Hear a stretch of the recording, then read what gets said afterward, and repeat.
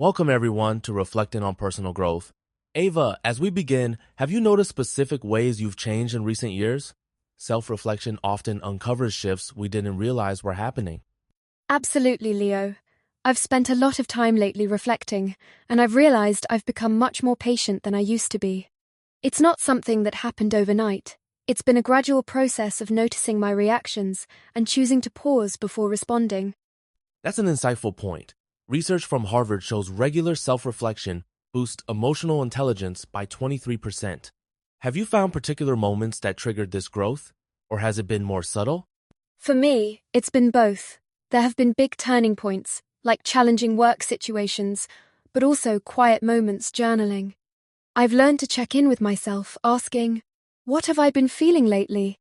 That simple question has changed my outlook. Let's talk language for a second. Since our listeners are focused on English learning, the present perfect tense is perfect for these conversations, pun intended. How do you use it when discussing your personal journey? I've found it's essential for expressing growth. For example, I often say, "I've learned so much from my mistakes," or "I've changed my perspective on success." These statements highlight lessons that still impact my life today. That's a great observation. Using have or has plus the past participle really emphasizes that the experience is ongoing or its effects are still present. It's different from saying, "I learned," which feels more finished. Exactly. It's like saying, "I've become more confident," rather than "I became confident." The former shows it's a process that shaped who I am now. Speaking of ongoing changes, what's something you've outgrown emotionally in the last few years? Many people struggle to recognize what's holding them back. I've definitely let go of perfectionism.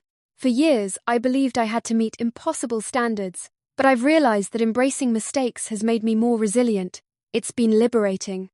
That reminds me of a Stanford study showing 68% of adults who practice self-compassion report higher life satisfaction.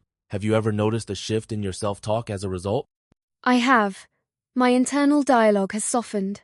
Instead of criticizing myself, I've started saying things like, "I've done my best," or "I've shown up, even when it was hard." It's a big change. Now that you mention letting go, have your definitions of success evolved over time? Many listeners may relate to shifting priorities. Absolutely.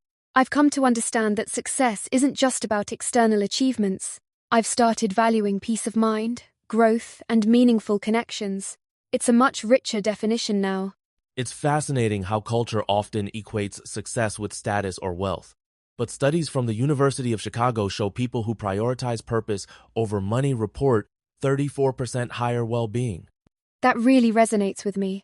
I've found that pursuing fulfillment, rather than just goals, has led to more lasting satisfaction. Let's go a little deeper. Have you ever faced a moment that was especially difficult, but in hindsight you've realized it was transformative? Yes, I have. I've gone through professional setbacks that, at the time, felt devastating. But looking back, I've gained resilience and clarity. Those tough moments have taught me lessons I couldn't have learned any other way. That's powerful. Psychologists call this post-traumatic growth, the idea that adversity can spark positive change. Have you noticed lasting changes in your mindset as a result? Definitely. I've become more adaptable and open to change. Instead of fearing challenges, I've started to see them as opportunities for learning. Speaking of learning, how have you developed self-awareness over time? Many listeners wonder how to become more in tune with themselves. For me, journaling has been a game changer. I've kept a journal for years, and it's helped me notice patterns in my thoughts and behaviors. I've realized that self-awareness isn't about judgment, but honest observation. That's a great tip. Neuroscience research shows that reflective writing actually strengthens neural pathways related to empathy and self-regulation. Do you find it helps you make better decisions? Absolutely. By writing about my feelings, I've identified what truly matters to me, making it easier to set boundaries and choose what aligns with my values. Now that you mention values, have you found it easier to set boundaries as you've grown? Many people struggle to say no without guilt. It's taken me years to become comfortable with setting limits. I've learned that saying no doesn't mean I'm selfish. It means I respect my own needs. It's actually improved my relationships. That aligns with a 2021 survey that found 57% of people who set clear boundaries reported less burnout. Have you seen this impact your energy and well-being? Definitely. I've noticed I have more energy for things that matter. Setting boundaries has given me space to recharge and focus on personal growth. Let's shift to purpose. Lately, have you been thinking about what drives you? Many people struggle to find clarity about their passions. I've been exploring this a lot. I've realized that purpose isn't always a grand mission. Sometimes it's about finding joy in everyday moments or helping others in small ways. I've stopped comparing myself to others' paths. That's a valuable perspective. Psychology Today reports that people who feel a sense of purpose are 2.5 times more likely to report life satisfaction. Have you ever had to redefine what purpose means to you? Yes, I have. I've let go of the idea that purpose has to be permanent. It can evolve as we grow. I've learned to embrace change instead of resisting it. Speaking of change, have you found that healing is an ongoing process? Many listeners wonder how to accept their personal journeys, even the painful parts. Absolutely. I've learned that healing isn't linear. There have been setbacks, but I've also experienced moments of unexpected joy.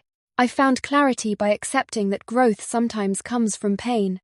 That's beautifully put. Studies show that people who practice acceptance experience less anxiety and greater emotional resilience. Have you developed any habits that help you stay grounded? Meditation and gratitude lists have helped. I've started each day by noting 3 things I'm grateful for, and it shifted my focus from what's missing to what's present. As we wrap up, let's invite our listeners to reflect. What's something you've outgrown in the past year, or a moment that's changed how you see yourself? That's a powerful question. I encourage everyone to pause and consider, what's the most meaningful lesson life has taught you lately?